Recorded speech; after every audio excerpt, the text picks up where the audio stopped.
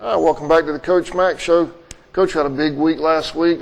Braves, B team, and the varsity all in action last week. I looked it up, had a combined score last week. If you combine all four or all three Charlton teams, 97-6.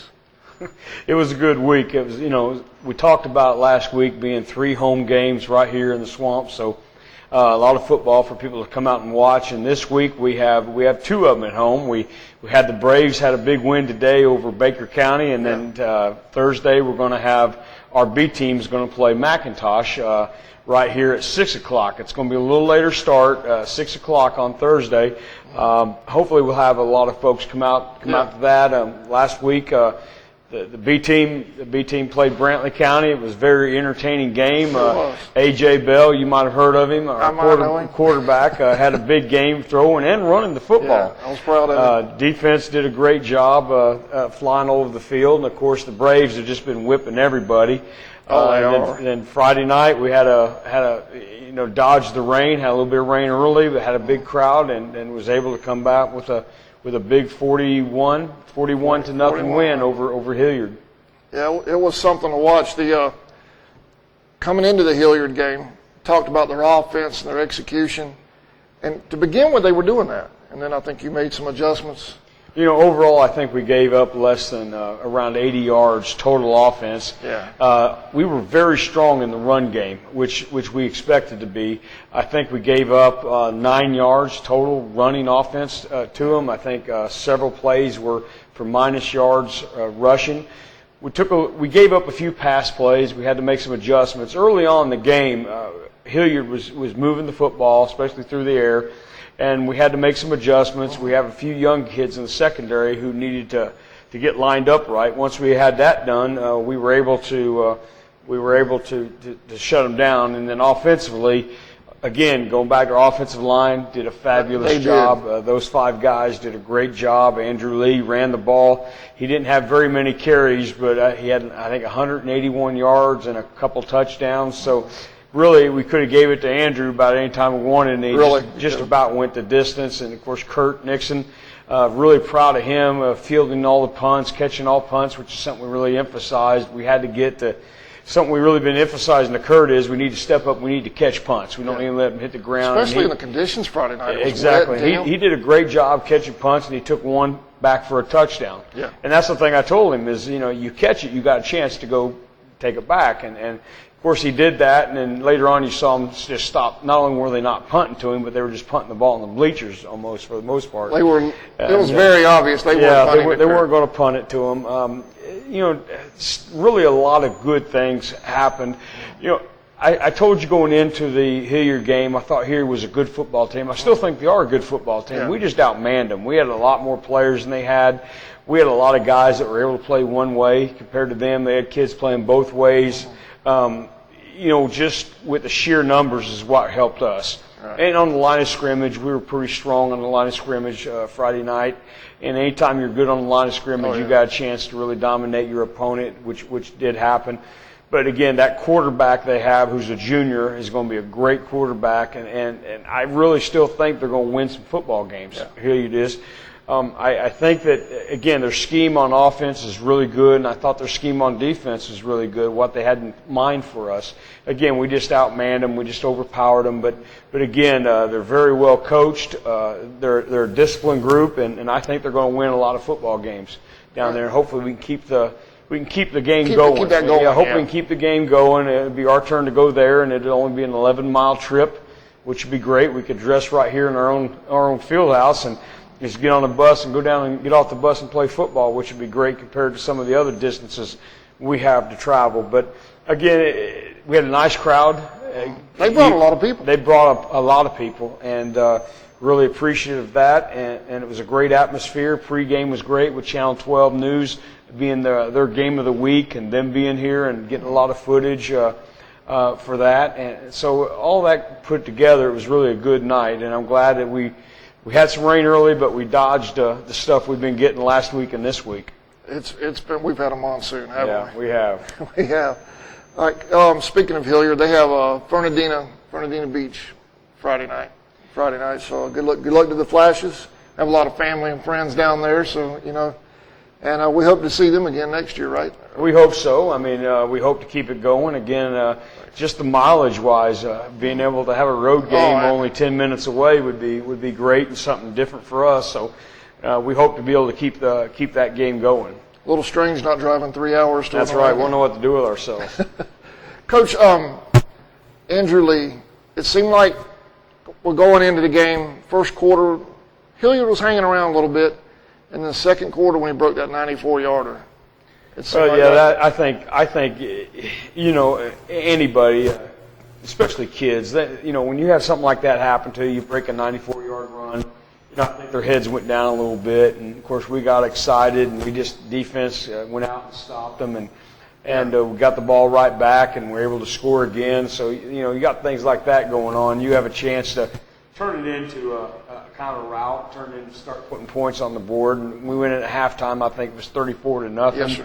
Very comfortable going into halftime, and we had planned on running Malik Brunson. He had played running back a year ago some. Right. We wanted to put him at running back some to give Andrew a break. You might have noticed at Manchester when Andrew got a little winded at times, and he'd have a great run, then he would have nothing. We wanted to try to get Malik going, and he only carried the ball twice, I think, for 50-some yards and a touchdown. I wouldn't say you got him going. You got him 2 carries for a touchdown, but again, we felt good about him, and going into this next one, we feel good that we can go 2 deep, almost 3 deep, if you want to throw in Eric Daniels to the running back mix there. So we feel good about the running back position. The offensive line, again, played really good. Those guys are playing awesome. Defensive line, we took a big loss at the Manchester game in losing Michael Braxton. And so we really believe that our defensive line is still solid. We had some good defensive back play at times, but still needed to shore some things up in the secondary. And at linebacker play, we still need a lot of work right there. Now you have a freshman, Eric. He's a corner, though, right? He's a defensive back. He'll play corner. He'll play free safety. So, a defensive back he'll move around back there. And again, he's young. He's still learning. Coach Pender is really working hard with him and trying to get him up to speed. But Malik Brunson, I think, had one of his better games as a defensive back. And that was something that we were hoping to see from Malik, is to really step up his game, and he did at defensive back. So we're pleased with that. Last week we kind of ribbed number 87, Johnson, a little bit. Missed an extra point, hits a clutch, 30, 40-yard field goal. Exactly, yeah. Two well over 30-yarders. One of them, Tomcat, he had a good game. He made every extra point. We missed one conversion, but we tried to fake, and it didn't work out. We just wanted to, we had it in our package. We felt like it was there, and we wanted to try it early. But other than that, he was perfect. And not only was he perfect, but he was booming them through. I was worried that he was going to kick over the fence over here, and we were going to have to go around the neighborhood to go get the ball. But anyway, he's really hitting it. He's doing fabulous. And today in practice, we put pressure on him. Our conditioning today was based on his ability to kick field goals from all over the field. Right. And to put pressure on him. And he came through big to where we didn't have to do any conditioning today because he made all of his big kicks, the kicks he had to make. So we were trying to figure out ways to put pressure on him. It don't seem to bother him. He just puts the ball through the uprights. And, again, he's a sophomore. He's still getting stronger. He's still getting better all the time. And he may be a guy that you may see kick the ball at the college level one day. That's the fun part of this team. They're young, but you can see so much elevation in their play. Yeah, we do have a good mixture of kids. We do have quite a few young kids. Our seniors, we have 14 seniors, and they're a good, talented group of kids. But we do have a lot of younger kids mixed in. We've got some juniors and a few sophomores, and then, of course, Eric Daniels, the freshman, and then Israel Hilliard, who's going down on kickoff team and punt team as a freshman. He had a 77-yarder B team. Exactly, and then on Thursday you'll see a lot of freshmen and sophomores step up and get a chance to play. And then, of course, today with the B team, junior high, I think that Charlton County football is going to have a lot of more exciting games to come down the next few years. I know the community is really excited about the next 6 years. Yeah. It's a pretty solid group of kids. Yes, Coach, did you have some some notes there? Well, biggest you want thing to discuss from the Hilliard game? No, really not so much about the Hilliard game. Our senior profile. We're going to talk about our senior profile, and we wanted to talk about more about Michael, Toby Dasher, and about his injury. We want to talk about that, and then of course I know we're going to talk about Friday night, the big game up in Alma. All right. Well, before we go to the senior spotlight, you want to go ahead and give us the injury report on Toby? Well, got it today, and it was what we feared. We feared it was possibly a bad injury, and it was. Summit Sports Medicine, who does a great job with our kids, we got the MRI report today, and it's a torn ACL, which is bad, but also he has a torn MCL. And then there's a little bit more damage in there that's going to have to be fixed. He goes back Thursday. And then they'll probably start getting him ready to have season-ending surgery on his ACL, which, I got the information today. I had to tell him about it, and he was crushed, and we're crushed because he's such a big part of our football team. Not only, of course, he's, in my opinion, the state's best nose guard, without a doubt. I mean, I believe that. Last year he was our Region Defensive Player of the Year from the nose guard position. And preseason All-State in a lot of different polls. And, the thing is, he's also as a junior, although he's a junior, he's a team leader. Right. He's a real leader of our defense. Our defense was built around the nose guard position, around him. And by us losing him for the year, it's going to make a big difference. It's going to hurt our football team, but my heart really goes out to him because he loves this game. I mean, Michael's one of those guys, and I was not nearly I played nose guard, but I wasn't nearly as good as he was when I played. But but like me, he's not a basketball guy. He don't play baseball. He runs track just for football. He's a football guy. He's a nose guard is what he is, and our team really depends on the guy, and it's going to be hard. It's going to be, as a football coach, there's two things that you hate. You hate injuries. Right. You hate seeing kids get hurt. You just hate seeing kids get hurt because, especially to the point where they can't play the game no more. And then the second thing, as a football coach, you hate just denying kid the opportunity to play for whatever reason, whether it's discipline or other reasons. You hate having to do that, but it's part of the job. So seeing Michael not being able to play with his play, it's going to be tough. And but we're going to have to move on. Mookie Smith's going to have to move from defensive tackle into nose guard. He's going to nose guard. And he really picked up his game last week. He did. He had a good game. He's very capable. Nose guard. He's a nose guard that a lot of teams in this state would like to have. Yeah. We're fortunate to have had Toby at nose guard and then him at defensive tackle. But now we had to move him down, and of course then the defensive tackles will be Tion Burrows and Omar Lewis, and then we also have a new guy to our program, Darnell Adams, a young player, big kid, who we've got to get in shape and get him going. So now that be added into that rotation. We could be okay there, but still, Toby was a game changer. I mean, he was more than just a solid defensive tackle. Yeah. He's a guy that could take the game over from the nose guard position. Make a game-changing play. Exactly, and make those plays for losses and really just disrupt their entire offensive scheme. And losing him is going to be a big blow. Yeah, I know. We talk about it several times. It's one in the trenches. The quarterbacks, the receivers, the defensive backs, they get the highlights. Yeah. But it all starts right there on that line. It really does. Your line of scrimmage is where most games are won and lost. And that's where we've been real fortunate the last couple of years. We've been really strong on the defensive line and getting better and doing good on the offensive line. Last year when we got good at the end of the season is because our defensive line was playing lights out and our offensive line really picked up their play. So, and again, it goes back to losing Toby. It's going to be tough. He's going to be missed. He's going to be missed as a teammate more than anything. And I hate it for him. I really hate it for him because that's what he does. That's who he is. He's a nose guard. For lack of a better word, he's one of the grunts. Yeah, he's one of the guys you got to have. Gets in there and does his job. All right, Coach, we're going to take a short break and we'll come back with the senior spotlight. Who's our senior spotlight this week? Kaleb Johnson this week, our center. All right, good deal.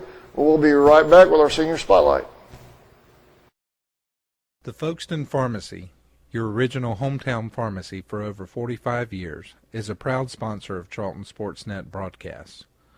Folkestone Pharmacy accepts insurance from most local employers, including the City of Folkestone, Charlton County, Babcock and Wilcox, AJM, Charlton Memorial Hospital, and many others. The Folkestone Pharmacy wishes the Indians best of luck this season. All right, welcome back to the Coach Mack Show. It's part of our show that's become kind of a hit around here, a senior spotlight. Coach, who do we have tonight? We have our center, number 72, Kaleb Johnson. Kaleb, just to read off a few things about Kaleb. Kaleb lives with his aunt and uncle, Carrie and Mike Dowling. And he's a kid that hasn't been here his whole time. He moved in here as a sophomore 2 years ago. And we're really excited to have him in our football program. And really, I think how we got him in our football program was to get him, we kind of took him, didn't really take him away, but he was noticed in the wrestling program. Really? And saw him out there wrestling and everything, and we had him in the weight room, and he's a 3.0 student, so he's a bright kid, and he's someone I kept saying, I said, really, I think you can help us, and I think we can help you, but I think you can help us on the football team. And we sold him on that, and he came out, and last year he was a B team guy, and was playing guard and center, and then of course this year, in spring really, he won the job. Or let me say, in the weight room last winter, is where he really started stepping up, and then had a great year wrestling for Coach Larry Carter, and then we had, in the spring football, we put him there at center, and he really did a good job. Now, one thing about the center is you really don't know who's center until we have a bad snap, and he did go through a little thing back in the spring game, and of course the soap game, and then of course the Pierce County, and then even at Manchester we had a few. But you've noticed we're getting it worked out. I think last week we really only had one bad snap. One bad snap, and he's getting it worked out, and he's the guy for the job. He's doing a great job. And just in talking to Kaleb today, I said, listen, you're going to be our spotlight senior and everything, and he goes, well, what do I win? A car or what? A hamburger or something? You don't win nothing. I just get to talk about you. And he thought that was good enough. But anyway, we'll get him one of those Hot Wheels. Yeah, exactly. And but anyway, his goals for the future. He wants to be an aviation tech. He either wants to do that through college or through the military. And with his intelligence, I think that's going to be no problem. And again, he's really only been with the varsity football team for the last 2 years. Yeah. And we're lucky to find him. Like I said, found him on the wrestling mats, and we got him going in football too. But Kaleb Johnson is a great kid. He's really fallen in well with those offensive line. That offensive line, those guys are a tight knit group. You know, it's just we give them a hard time.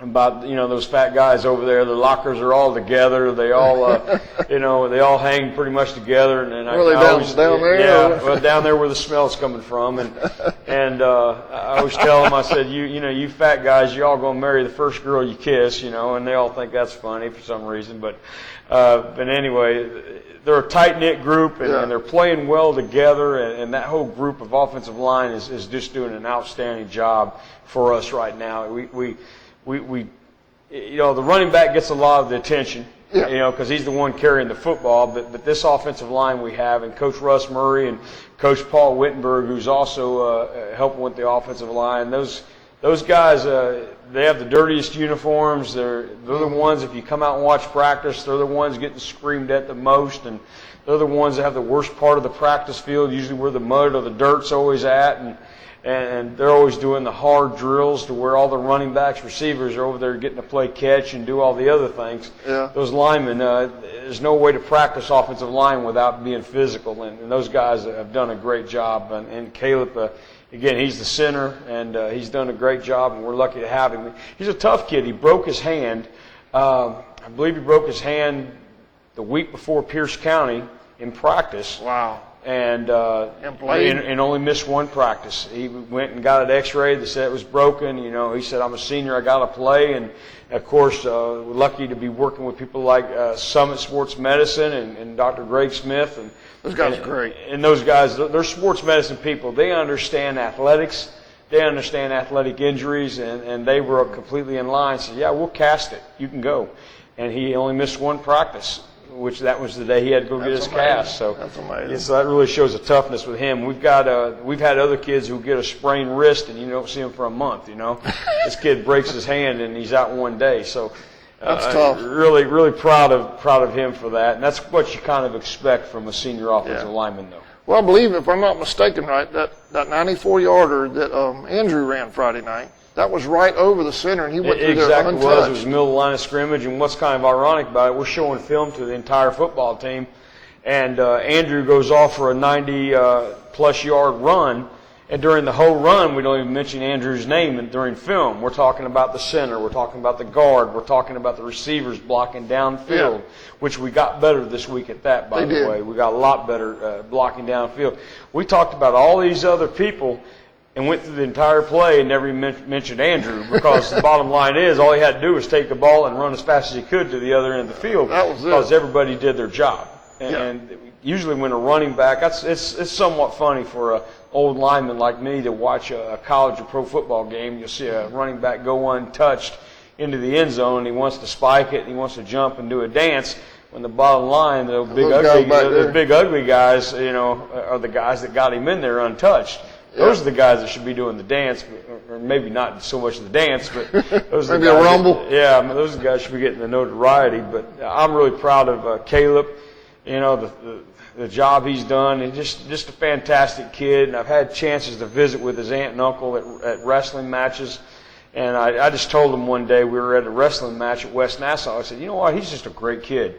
And they smiled and they said, he really is. And I didn't tell them anything they didn't know. And Caleb's our Senior Spotlight Player of the Week, and what a great guy.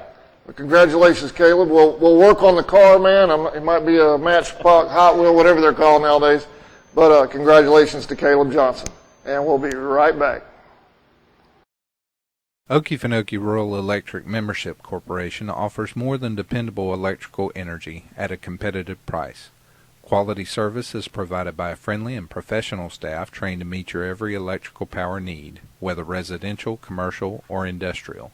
If you have any questions or need information, call us at 1-800-262-5131. Okefenokee REMC, owned by those we serve. A proud sponsor of this year's Indian football broadcast. All right, welcome back to the Coach Mack Show, our third and final segment this evening. We're going to talk about Bacon County Friday night, Coach. Well, one thing I think that comes out right away is that this is going to be their first game in their brand new stadium. They have a brand new high school. The location of it is just as you're going into Alma on that road that you take in there. It's on the right-hand side, and it's even before, I think it's just before you get to the city limits of Alma. It's really just the opposite side of town on the same road as the old high school. So they're talking to their athletic director today. He said that, the place holds 3,200. They expect there to be much more people than that. Really? It's first game in the stadium. They expect that their home side is going to be completely sold out, packed. The gates open at 5:45, and he recommends that if you're going to the game, you better get there at 5:45.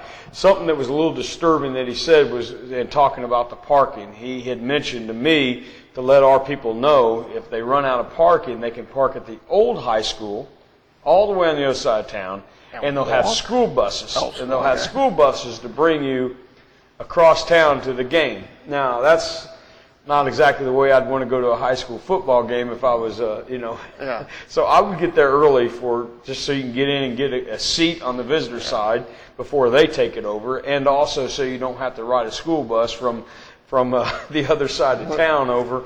The JTA shuttle down here for the Jags game. So the bottom line is get there early. Get there early. I know that Coach Cruz is selling tickets in advance at the high school. That can help speed things up, get you into the stadium once the gates open. But again, it's going to be a great atmosphere, opening a brand new stadium for them. I know they're going to be excited. They're going to be fired up. They're going to do everything they can to get their very first game in this brand new stadium to be a win. And they've got Charlton County coming. And you have us coming in, which we usually draw a little bit of interest when we come to town. Bacon County, Coach Ken Kofer is their new head football coach. He's from Cook. He was at Cook the last few years. Did a great job at Cook. and then comes over to Bacon County. And Bacon County, over the last several years, has been very athletic, a lot of talent. That's one thing people have talked about the Red Raiders is they do not lack talent. Don't lack speed. They don't lack size.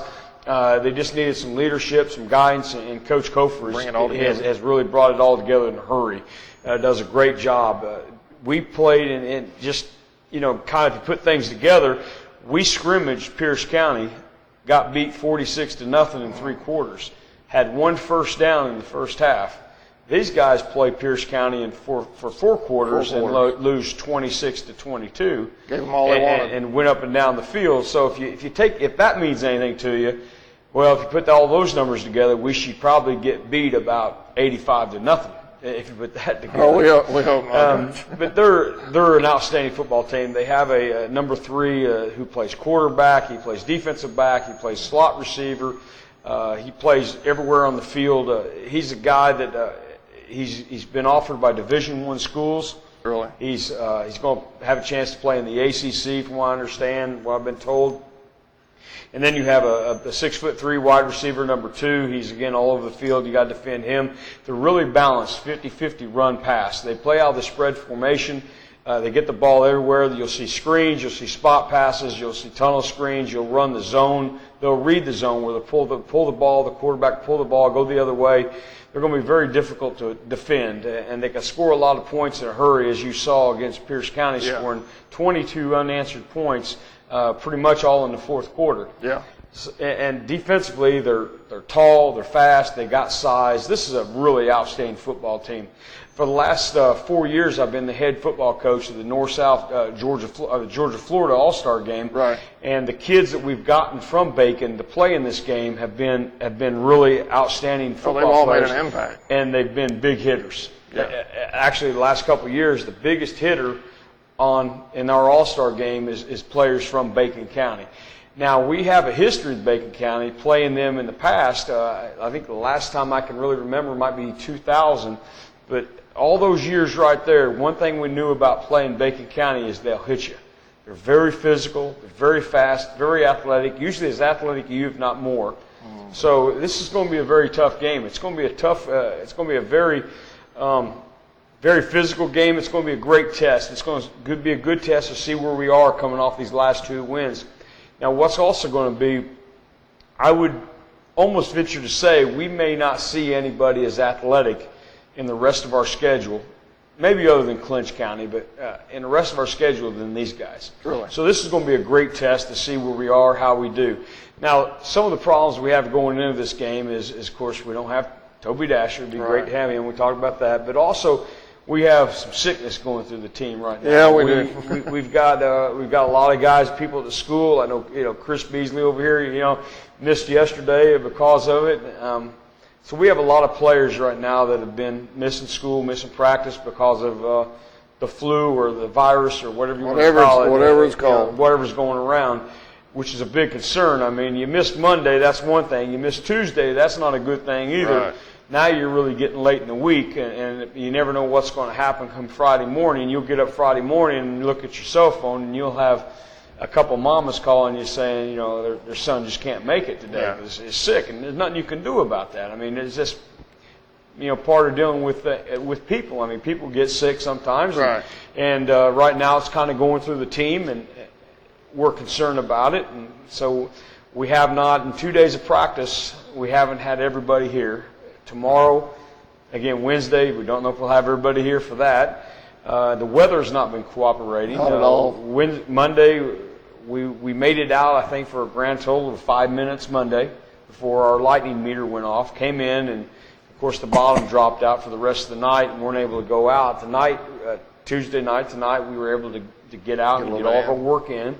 But, again, we're missing a few guys because of illness. Tomorrow, rest of the week we got chance of rain, chance of lightning, and of course, so it's not been a good week thus far. Right. You'd like to have everything go smooth. You'd like to have everybody at school, everybody doing what they're supposed to be doing in the classroom, and then of course everybody at practice doing what you're supposed to be doing in preparation for a lot of continuity. For this game. Bacon County requires you to make a lot of adjustments.